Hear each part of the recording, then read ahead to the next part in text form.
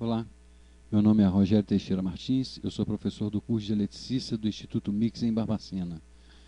Hoje é a nossa segunda videoaula e eu gostaria de falar um pouco sobre a plataforma que eu estou utilizando como repositório das nossas videoaulas. Vamos lá? Acompanhem aí comigo. Gente, o que eu fiz na verdade foi utilizar o meu site como plataforma para disponibilizar as nossas videoaulas. Isso porque nós ainda não temos uma plataforma específica para fazer esse tipo de trabalho.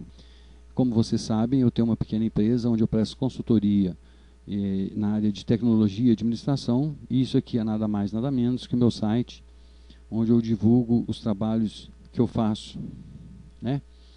Eu tenho um menu suspenso, onde eu tenho aqui opção artigos. Aqui dentro eu escrevo vários artigos sobre os temas que eu lido com ele no dia a dia, e eu criei aqui uma página chamada NR35. Clicando aqui, ele vai abrir a nossa página e vamos entender aqui agora. O que eu disponibilizei ontem para vocês foi esse link, consulting.blog.br/NR35. Então, tudo que for referente a NR35 vai estar dentro dessa página, dentro desse link.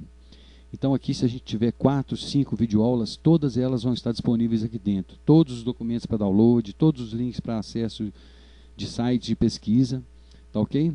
Se porventura a gente for ter que lidar com a NR18 da mesma forma, o que eu vou fazer é trocar o nome do link para NR18 e lá dentro dessa página da NR18 vão estar também todos os vídeos, todos os arquivos para download, todos os links para pesquisa de site. Tá? Por que eu resolvi fazer dessa maneira? Exatamente para facilitar a interação de vocês. Então nós vamos ter todos os vídeos, todos os documentos, todos os links, tudo no mesmo ambiente, tá? De forma que vai facilitar essa interatividade para vocês. Você tem, se tivermos 4 ou 5 videoaulas, todas vão estar aqui dentro, você não precisa ficar mudando de página, mudando de plataforma, tá? Então vai estar tudo aqui na sequência. Como que é a disposição da página? A página ela tem um título, depois vem o conceito, daquilo que a gente está lidando. Nesse caso aqui eu tenho uma pequena apresentação que eu fiz antes da primeira videoaula e logo após eu venho com as videoaulas. Vocês observem que eu tenho uma divisória aqui, né? E na sequência eu tenho sempre download de documentos, os links de acesso de pesquisas e depois a videoaula propriamente dita. Com o download de documentos, ontem eu havia disponibilizado apenas o PDF da videoaula, que é esse aqui, tá? Hoje eu já acrescentei o PDCA. O PDCA, que é o ABC para a segurança do trabalho. Por quê? Ontem eu queria ter falado sobre isso, mas eu não tive muito tempo para lidar com isso. Então, eu resolvi acrescentar isso aqui hoje, porque nós já estudamos o PDCA e hoje nós vamos ver na prática como trabalhar com o PDCA dentro de um tema específico. Tá bom? No nosso caso, é a segurança do trabalho. Tudo que a gente viu sobre o PDCA, nós vamos tratar ele aqui hoje, relembrar, dentro de um tema bem atual, que é a nossa segurança do trabalho. Logo abaixo, eu tenho os links de acesso ao site de pesquisa, todos que eu citei, todos que eu mostrei.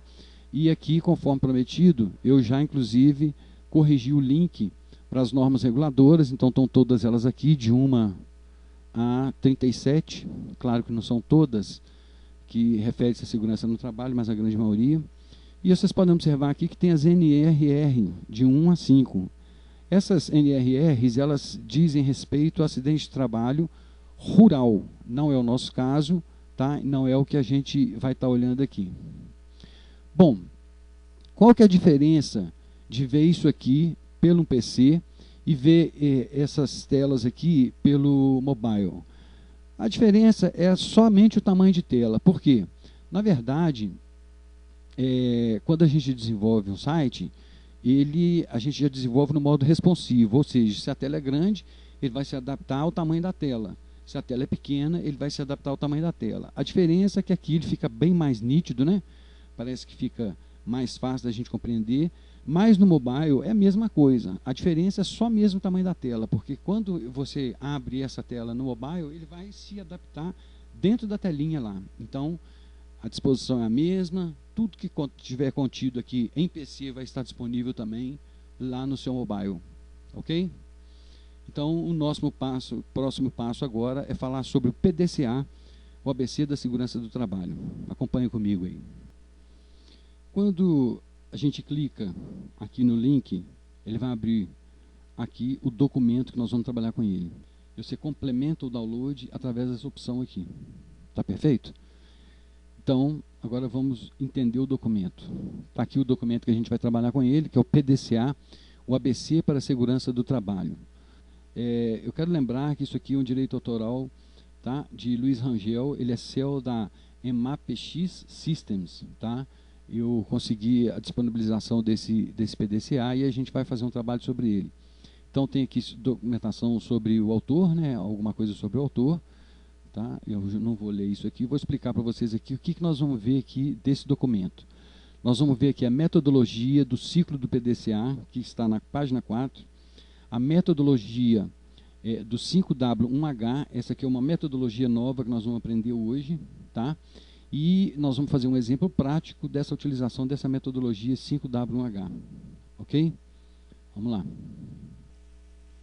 Nós sabemos que o ciclo PDCA é um processo de melhoria contínua e que esse ciclo deve ser feito infinitas vezes para que a gente consiga atingir a melhoria contínua, que é o nosso objetivo. A gente sabe também que PDCA são as iniciais das letras das palavras em inglês, sejam elas P para plan, planejar, D para do, fazer, C para check, verificar ou checar, e A para act, né, agir. Né? E cada uma dessas letras representa uma parte do processo. Nós vamos fazer a leitura do texto aqui e fazer as devidas observações na medida da necessidade. O ciclo PDCA é uma aplicação comum a várias empresas de segmentos variados com o objetivo de se aprimorarem. Ele se aplica por divisão de etapas, onde cada letra é uma fase do ciclo em inglês e os resultados parciais obtidos, que sejam positivos ou não, precisam ser registrados para posteriormente definir quais medidas essenciais para a gestão da empresa. Isso aí a gente viu, né, que todo o processo ele tem que ser registrado para posterior consulta, né, e análise para a melhoria do processo. O planejamento no âmbito da segurança do trabalho busca estabelecer objetivos e determinar os meios para se alcançarem.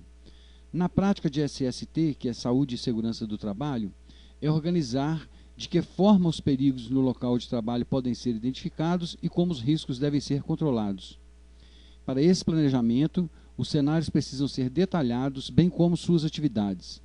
Assim, atenção deve ser dada ao que é rotineiro e eventual na empresa, ao que é realizado pelo colaborador direto e terceirizado, aos riscos externos à empresa que venham a interferir nos processos internos.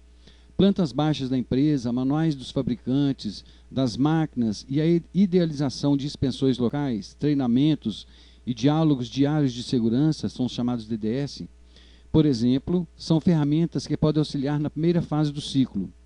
Um planejamento detalhado indica que as ações a serem tomadas posteriormente sejam pontuais e assertivas, ou seja, toda a prática bem embasada por uma teoria sólida possui grandes chances de dar certo.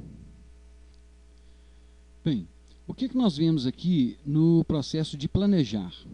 Está bem claro aqui, né? Não tem muito mistério, não. Planejar, aqui no caso, busca estabelecer metas e determinar os meios de como que a gente vai alcançar essas metas. Como que a gente faz isso?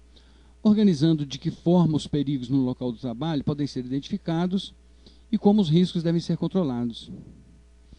Então, para isso, o que a gente tem que observar? Observar os cenários que precisam ser detalhados, né? Então, dar atenção para o que é rotineiro e eventual na empresa, ao que é realizado pelo colaborador direto e terceirizado, aos riscos externos à empresa, né, que venham interferir aí nos processos internos, tá ok? Então, todo esse processo de planejamento, ele está bem claro aí, né? A gente é como se fizesse um trabalho inicial assim, não, como que nós vamos fazer, né? Então, como que nós vamos fazer? A gente está planejando. Agora nós vamos passar para o segundo processo, tá? Que é o processo de fazer mesmo, que é o do. Então, vamos ver o que diz no texto aí. Essa etapa opera o que foi proposto no planejamento. Ela que vai confirmar se o que foi definido anteriormente condiz com a realidade da empresa. Então, nós fizemos no planejamento, colocamos no papel o que a gente ia fazer, e agora nós vamos em loco e verificar se aquilo que está no papel se condiz com a realidade. Então, ó, as inspeções em loco de segurança do trabalho são o carro-chefe dessa fase do PDCA. E já abordamos algumas análises aqui e aqui. Bom, isso aqui, esse aqui, vamos ver o que ele fala aqui. São dois aqui, né? Nós vamos observar aqui que ele faz alguma observação importante aqui para nós. Então lá, dois grandes obstáculos enfrentados por profissionais da área. Então está aqui, ó. Duas grandes dificuldades da carreira de segurança do trabalho. Número 1, a falta de apoio da gerência e do colaborador. Olha só, é importante, né, que isso aqui não fala só da empresa, fala da gente também. Então é importante que a gente absorva isso aí e fique sempre atento para a gente não cometer essas gafes aí. Muitas das atividades industriais, para não se dizer todas, são realizadas ou planejadas em equipe.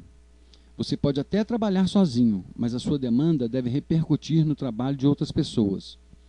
O trabalho em equipe, para ser bem sucedido, precisa contar com o entrosamento de todos os envolvidos. O objetivo deve ser único, o planejamento deve envolver todos os cenários de trabalho, as etapas da execução devem ser assimiladas por todos. A demanda da segurança do trabalho não pode ser entendida como responsabilidade única dos profissionais que especializaram nesse segmento. Precisa do apoio do alto escalão da empresa e dos demais colaboradores, ou seja, todo o pessoal, né, todo ator envolvido no processo tem que estar preparado para colaborar, né, para se empenhar nisso. Uma justificativa compreensível para isso é que, concretizada na quantidade dimensionada por lei, né, desses funcionários no ambiente ocupacional, o número de profissionais da segurança do trabalho é bem inferior ao de outros cargos técnicos. Além disso, o foco na segurança é atribuído às atividades exercidas pelos colaboradores desses outros cargos, o que deveria reforçar o comprometimento de todos com as normas aplicáveis.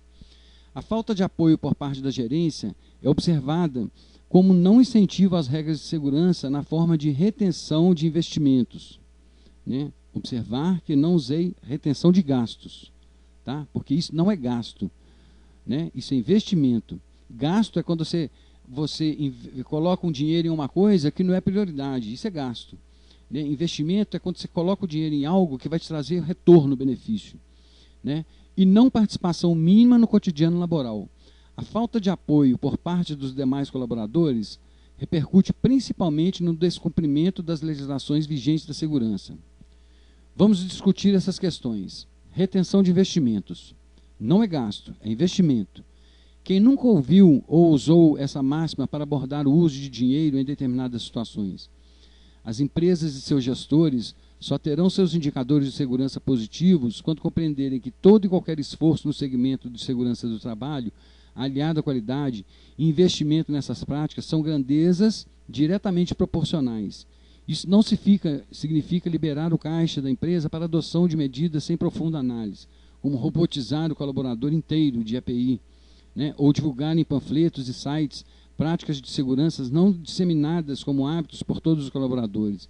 Investir em segurança do trabalho é propiciar treinamento adequado, conhecer as demandas desse setor, com as atividades desenvolvidas pela empresa, buscar métodos, mecanismos e softwares confiáveis no mercado para a melhor atuação da gestão. Então é o que eu falei, isso não é gasto, é investimento. Gasto é quando você coloca dinheiro em algo que não é prioridade, que não vai te dar retorno. Investimento é quando você está colocando dinheiro em algo que vai te trazer benefício, né, que é prioridade. Ok?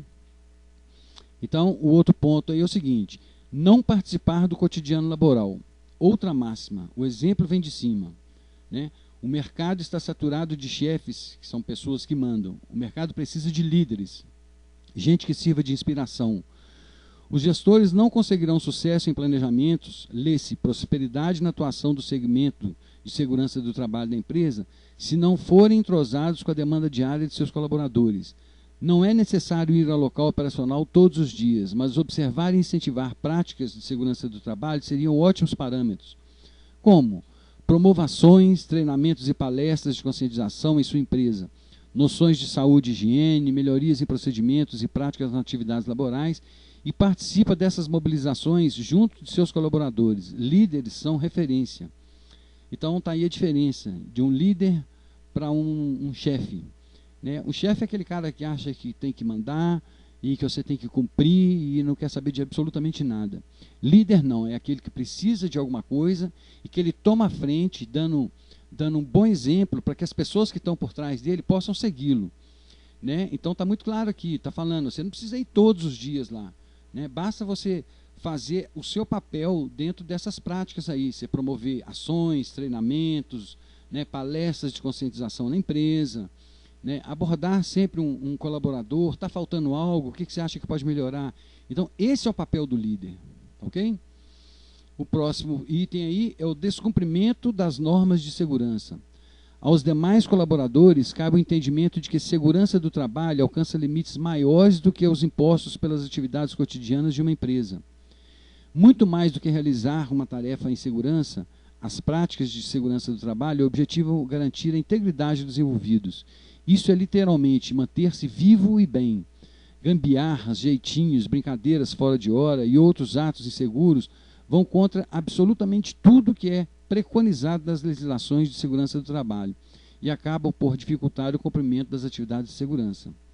Então, aquilo que eu falei também na aula anterior, né, não adianta nada também o chefe, o patrão, lá, o gestor, né, o empresário, colocar à disposição tudo que pode servir para você de segurança, para manter a sua segurança, a sua saúde, se você não se conscientizar disso, né? Então tá lá, então vamos fazer um trabalho na rua, aí você chega lá, você tem que estar com capacete, aí você fica lá, ao invés de ficar com o capacete na cabeça, brincando de jogar o capacete para o alto, né? Então, assim, esse tipo de coisa não leva absolutamente nada. Então, é importante que a gente incorpore essa responsabilidade, tá bom? Problema na gestão de riscos, número 2. No tópico anterior, procuramos abordar o lado humano ruim, ou seja, que vem contribuir negativamente para as práticas da segurança do trabalho, dificultando a demanda e a observância do que é preconizado como seguro e certo no cotidiano laboral de uma empresa. Estes atos inseguros podem resultar em acidentes de trabalho. Quando alguma pessoa foge ao planejado, ao não previsto, medidas devem ser tomadas para se repensar na gestão de riscos.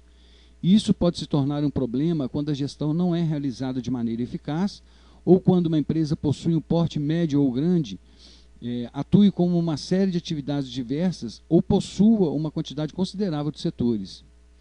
Contar com o apoio da tecnologia será uma solução inteligente nessa gestão. Padronização, referências e especificação são determinantes neste processo. Assim como a organização é um critério analisado e bem visto em inspeções de segurança do trabalho no local de trabalho, a padronização deve ser uma alternativa na gestão de riscos, sobretudo na elaboração dos relatórios técnicos. Clareza e síntese de informações são o que todos buscam para a solução de seus problemas e, portanto, uma tecnologia de gestão de riscos que contemple essa funcionalidade deve estar entre as práticas da segurança de trabalho de sua empresa. Bom, ele está citando aqui que o ideal é a gente ter tudo padronizado. Então, ele citou um exemplo de tecnologia, mas a gente não precisa ir tão longe, porque dificilmente você vai achar uma empresa, né, com exceção das empresas de grande porte, né, as empresas de médio e pequeno porte, dificilmente vai ter um auxílio da tecnologia, né, com software específico para gerir a questão da segurança, né? Mas a gente pode julgar por baixo. Por exemplo, você vai fazer um trabalho na rua, aí você tem que isolar uma área, né? Porque se alguém está em cima do poste, pode cair um alicate na cabeça de alguém e machucar. Então, o que você vai fazer? Você tem que isolar a área, você vai delimitar essa área, você vai colocar marcas, placas, né? Preferencialmente tudo igual. Você não vai fazer uma plaquinha de papel e colocar lá um pedaço de placa de papel, o outro você põe uma sacolinha de plástico, o outro, quer dizer, isso não é legal, né? Isso aí é como se você não estivesse fazendo absolutamente nada. Não vai minimizar o seu risco, né? As pessoas não vão compreender o que significa aquilo. Então, você manda fazer as placas todas iguais e você vai utilizar essas placas, ou pode ser o cone, né? Vai utilizar esses cones para você fazer o isolamento daquela área. Né? É bem simples, a gente não precisa ir tão longe assim. Bom, outra importante diretriz no processo de gestão aborda as referências. Além da possibilidade de registrar de evidências, do registro de evidências, situar em sua empresa o exato local como ferramenta de geolocalização contribuirá para análises mais assertivas e tomadas de decisões mais rápidas quanto ao implemento das medidas de segurança no trabalho. A localização exata dos potenciais de risco se complementa num relatório detalhado. A opção de segmentação dos setores, isto é, permite destacar riscos iguais ou mesmo divergentes pelos diversos setores da empresa. A especificação, portanto, possibilita análises globais e medidas locais que podem ser aplicadas aos setores afins e em trabalhos gráficos. Bom, é aquilo que a gente falou aí, né? A gente pode fazer um relatório bem detalhado, né? E a gente consegue padronizar todo esse processo aí, né? Bom, em resumo, as listas das maiores dificuldades enfrentadas pelos profissionais de segurança do trabalho são a falta de apoio da gerência e do colaborador, a retenção de investimentos, não participar do cotidiano laboral, o descumprimento das normas de segurança e problema na gestão de riscos.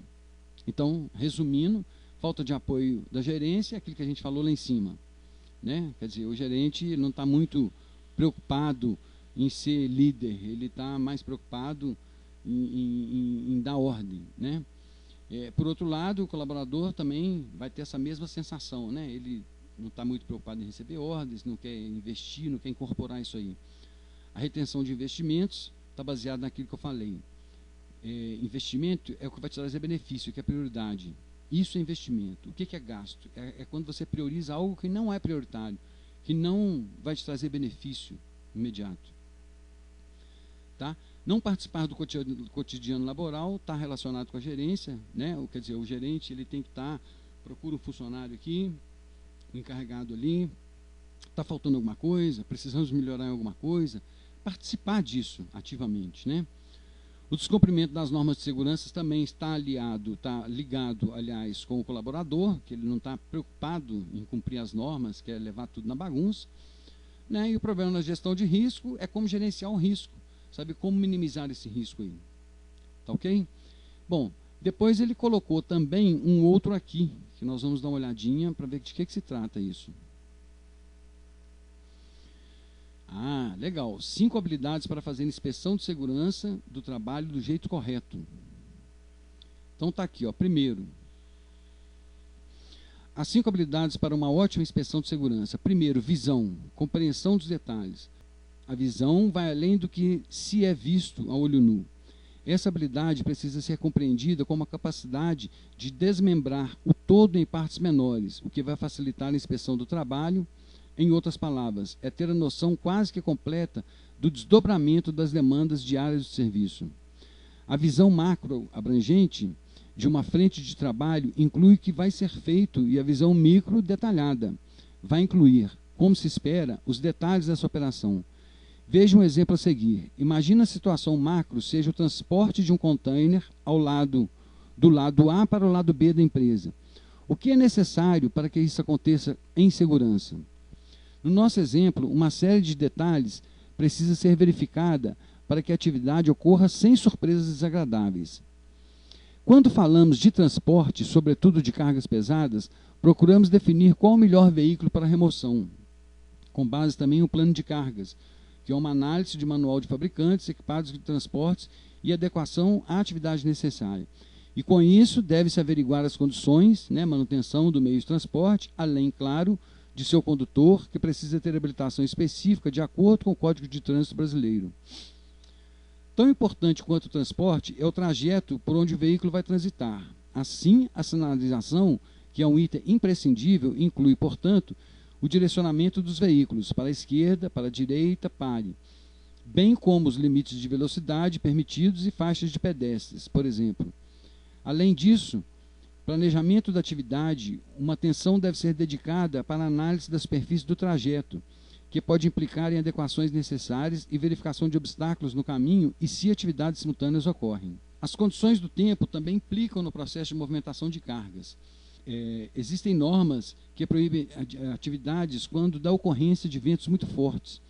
Chuva pode ser um impedimento, caso os materiais transportados sejam sensíveis à água ou existam equipamentos elétricos não protegidos. Quanto mais sua visão for detalhada, melhor será sua preparação para uma inspeção de trabalho. Veja que o esquema a seguir, que resume os procedimentos da atividade que exemplificamos anteriormente. Então, aqui o exemplo que ele deu é sobre o transporte de uma determinada carga dentro da própria empresa. Então, ele fez aqui, nós fizemos uma leitura aqui, de vários passos que ele observou. Depois ele foi e julgou isso aqui vamos abrir isso aqui em uma nova guia, para ficar fácil. Ele julgou isso aqui como se fosse um fluxograma, né? Então está aqui, ó, a visão micro detalhada, né? Então, aí eu tenho aqui transporte. O que eu tenho que observar com relação ao transporte? Manutenção do veículo, a CNH do motorista. Qual o veículo que eu vou levar? Vai ser uma carreta, um caminhão, uma empilhadeira ou uma grua, né? Depois, com relação ao trajeto, qual a superfície? É asfalto? É terra? É grama? Quais as condições? Sinalização, obstáculos, operações simultâneas. Depois, as condições do tempo: chuvoso, ventania forte ou ensolarado. Então, isso aí, o que ele fez? Ele julgou num organograma, né, ou num fluxograma, vamos dizer assim, tudo aquilo que ele escreveu anteriormente, né? Agora vamos ver aqui, fala, perguntar. Uma boa expansão no ambiente laboral vai depender bastante da troca de informações entre quem trabalha no local diariamente e quem está visitando ocasionalmente. No tópico sobre visão, você pode ter reparado que mencionei que o profissional de segurança do trabalho precisa ter uma noção quase completa das diversas atividades que serão realizadas. Seria ótimo se a visão fosse completa, mas somos humanos e imprevistos acontecem. A habilidade da fala pode complementar a visão. Ninguém melhor do profissional que atue diretamente em determinado setor para informar sobre riscos a que está exposto, sobre os detalhes das atividades que ele executa e sobre suas condições de trabalho. A comunicação pelo diálogo deve ser desenvolvida para que as partes se entendam perfeitamente. Portanto, o profissional de segurança do trabalho precisa saber que seu papel durante uma inspeção não é um embate, mas sim a proposição de melhorias e destaque para as boas ações que, porventura, já sejam executadas pelos demais colaboradores. Como e o que falar vai auxiliar bastante nesse processo. Então está aí, ó, questionar, dialogar, né? Usar das palavras como ferramenta para que possa se chegar num consenso comum e chegar, no final, na melhor alternativa para poder executar o trabalho. Aí vem mais uma aqui, que são a escrita, relatórios e checklist. Você já aprendeu como ver e como falar no processo de inspeção. Agora vamos abordar sobre como escrever. Um dos resultados de uma inspeção é, sem dúvidas, a elaboração de um relatório. Nele serão incluídas as observações e todo o processo que levou à realização de uma determinada auditoria. Gente, relatório, checklist, isso aí está presente em qualquer trabalho, né? Eu acho que a fala ela é um complemento, mas tudo que você fala, você tem que registrar, né? Porque quando você registra esse papel, nós já vimos, inclusive, no PDCA, né? E, inclusive, estamos vendo aqui de novo, quando a gente registra as coisas documentado, fica fácil, você tem dúvida, você busca aquela informação, e aquilo fica registrado eternamente. Se você precisar modificar, está fácil. Você cancela um documento e entra com um documento novo. Então é importante estar sabendo disso aí. A habilidade da escrita será notável quando você conseguir fazer com que seu destinatário entenda tudo que foi passado. De nada adiantará realizar a inspeção, destacar situações a serem implementadas com fins de melhorias se a ideia não for passada da melhor forma e do modo claro. Sua escrita pode ser desenvolvida por leituras constantes. Experimente ler sobre o que você gosta primeiro, assuntos diversos. Depois, passe para os destaques da literatura, né, que seriam os livros recomendados. Por fim, especialize sua leitura em conteúdos técnicos, legislações de segurança do trabalho, saúde e segurança do trabalho, manuais de fabricantes, sites ou blogs, exatamente o que a gente está fazendo aqui, né?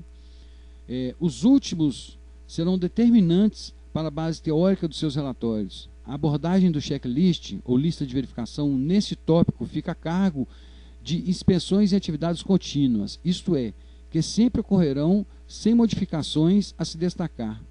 Para essas atividades, ou mesmo para situações em que você fará suas primeiras impressões num processo de inspeção, destaque as seguintes situações corriqueiras de segurança do trabalho: iluminação, utilização de equipamentos de proteção individual e ou coletiva, limpeza e organização, saídas de emergência, máquinas, equipamentos.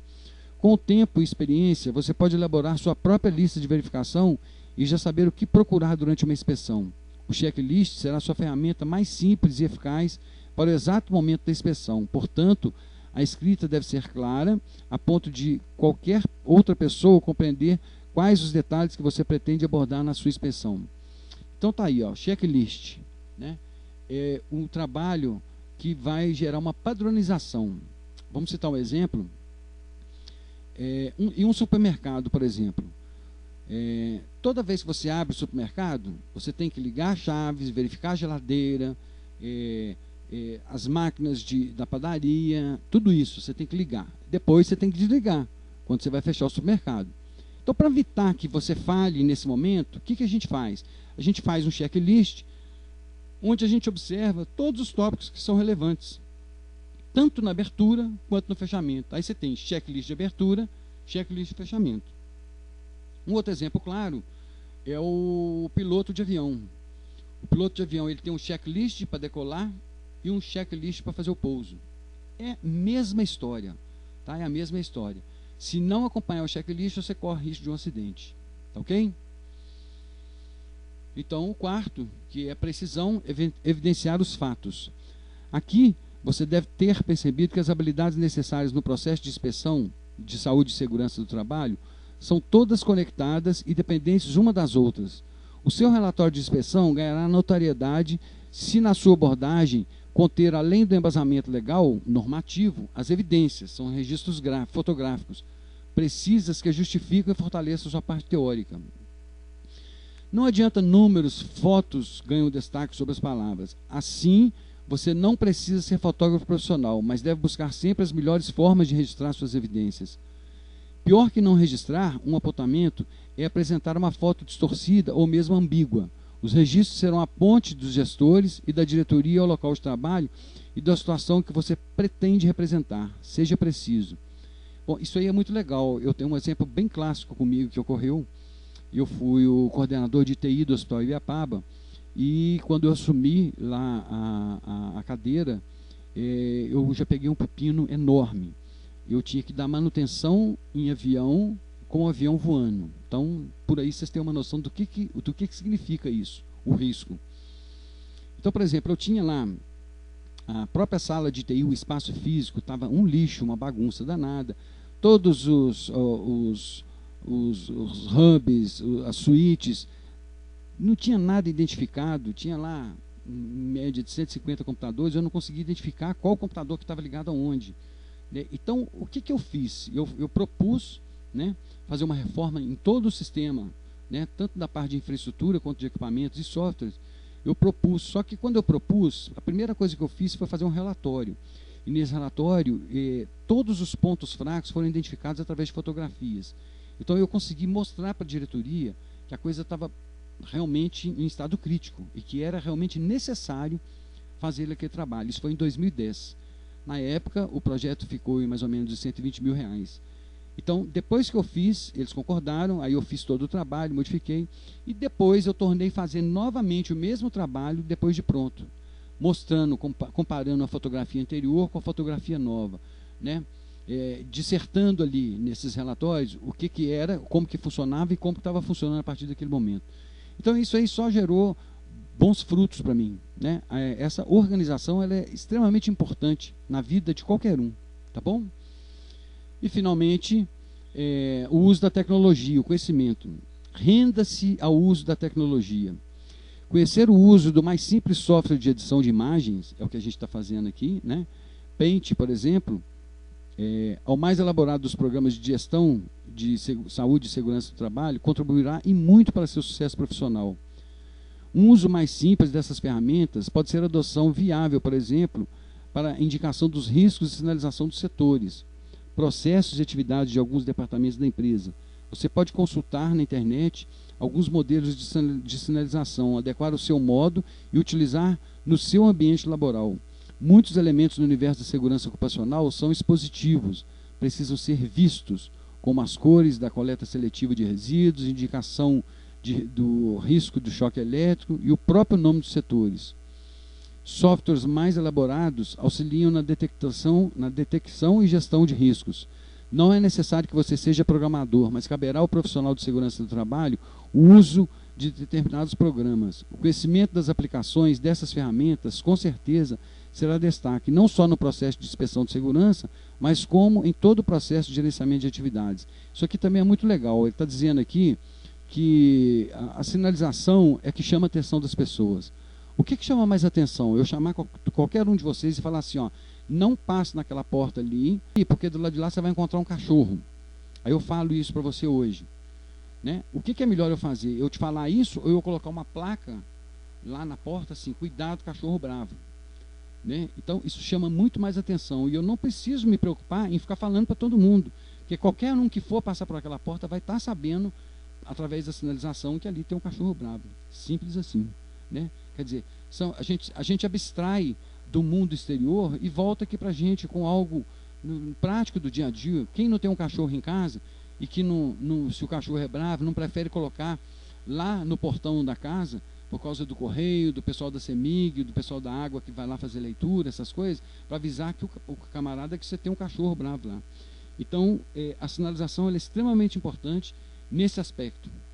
Ele tem uma conclusão aqui, que eu acho que eu vou ler também, que eu achei bem interessante o tema aqui. Simples de falar e difícil de implantar, não vou negar. A cultura da segurança. Depois de implantados os hábitos da segurança do trabalho, o profissional enfrentará o desafio de fazer com que os demais colaboradores acatem as normas internas da empresa no que diz respeito à saúde e segurança do trabalho. Somente o tempo para transformar os hábitos em costumes e a cultura de segurança ser entendida como uma coisa a se fazer quase que como uma lei. O detalhamento do assunto fica para um próximo texto. Aqui nós não vamos levar isso adiante, porque aqui não há necessidade. Eu acho que isso aí agregou muita coisa no trabalho que a gente está olhando aí, e vamos voltar aqui onde nós paramos. O importante nesse momento é atender criteriosamente ao que foi determinado no planejamento. Uma inspeção de segurança é tão crucial que não se pode, nessa etapa, ter que voltar à estaca zero do planejamento, interrompendo a análise do ambiente de trabalho.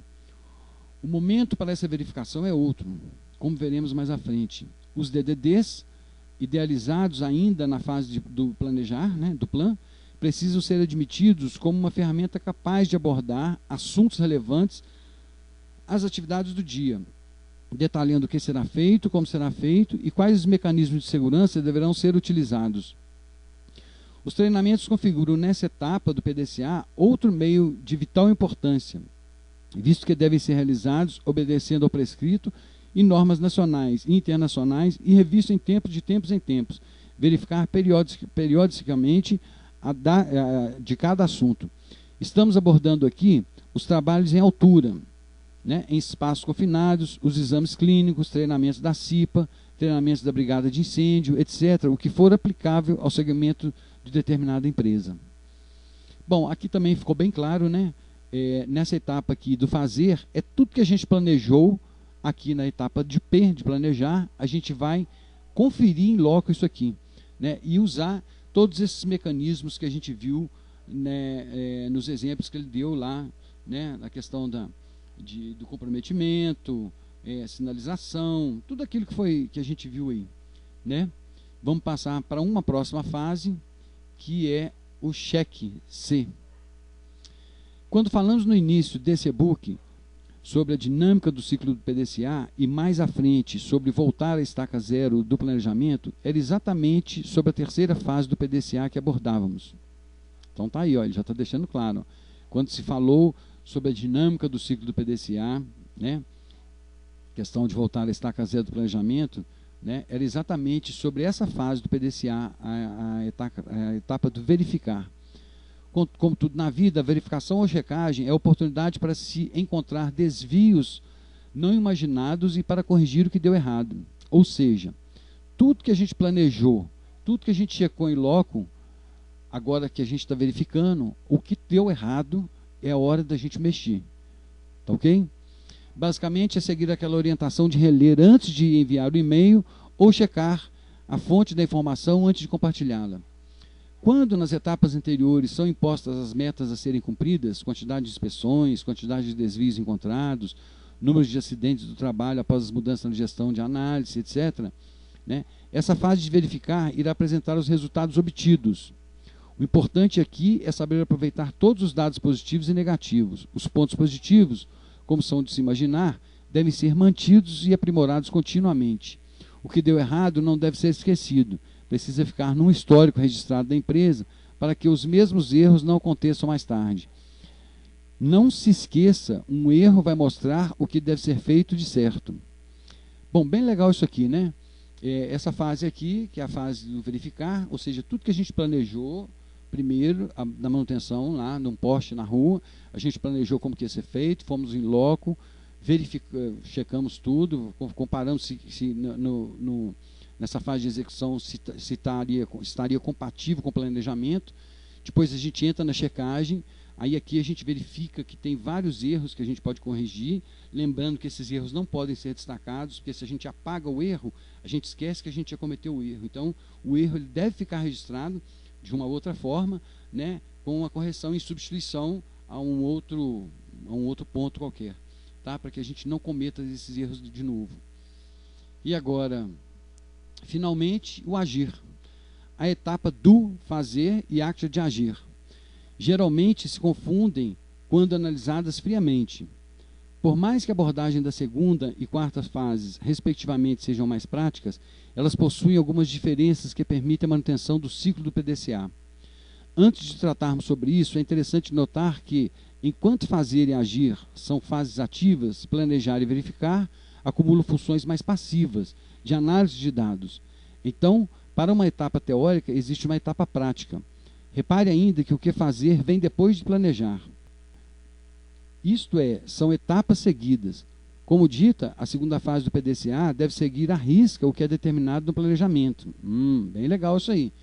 Tudo que a gente planejou na fase do fazer, né, ela tem que seguir à risca aquilo ali. Tá ok? Ou seja, essa comparação, ver se aquilo que a gente planejou se está certinho. Ali não é hora de mudar. A hora de mudar vem na terceira etapa, que é o de checagem. Tá ok? Como dito, a segunda fase do PDCA deve seguir à risca o que é determinado no planejamento. Fazer o que não foi proposto na primeira etapa vai comprometer a análise de resultados. Agir difere do fazer nesse sentido. A etapa de agir possui flexibilidade de ação que não é permitido ou recomendado ao fazer do. Por quê? A última fase é antecipada pela verificação, aquela que analisa dados e aponta o que deu de errado e certo nas duas primeiras etapas. Agir envolve realizar as demandas com diferentes propostas, ou, entre outras palavras, agir depois de planejar melhor como realizar uma demanda. Apesar de ser chamado como última etapa ou fase do ciclo do PDCA, o mais correto é ser reconhecido como uma quarta etapa, a etapa fase. Isso porque, além do ciclo não ter fim, o agir é passível de erro e uma reformulação deve ser dada no planejamento, primeira etapa do ciclo do reinício. Então, olha só, essa última etapa é aquela etapa que a gente vai agir, né? Então, assim, vamos, para compreender melhor, nós temos aqui a primeira etapa, que é planejar. Depois que a gente planeja, a gente vem fazer, que é o quê? Confrontar se o que a gente planejou se está dentro dos conformes certinho. Tá? Então, checou, verificou erros e acertos, a gente vem para a terceira etapa, corrige os erros, não apagando-os, né? Mantendo esses erros aparentemente à vista, para que a gente possa não cometer os erros novamente, faz as correções que tiverem feitas e volta para a etapa de agir. Né? Então, aqui a gente também confronta com o que foi feito aqui, né? Verifica, erro, aí a gente vai voltar onde? Lá no início, de novo, no P, e começar todo o processo novamente. Né? É bem legal isso aí. Bom, aqui tem um resumo final aqui, ó. Após percorrer todo o ciclo do PDCA e encontrar uma alternativa de gestão mais fiel ao propósito da demanda de uma empresa, todas essas etapas precisam ser registradas, transformadas em procedimentos internos, divulgadas e disponibilizadas aos colaboradores. Isso aí a gente viu no módulo anterior, né, quando a gente viu o PDCA, tudo isso que está aqui a gente falou e viu isso lá. Né? A questão de registrada, transformada em procedimento, divulgada, disponibilizada aos colaboradores, tudo isso a gente viu lá. Repare na força de expressão alternativa de gestão, mencionada no parágrafo anterior. Isso significa que o procedimento pós-PDCA deve sempre passar por revisões, quando viável e possível, e estar aberto a modificações por parte de todos.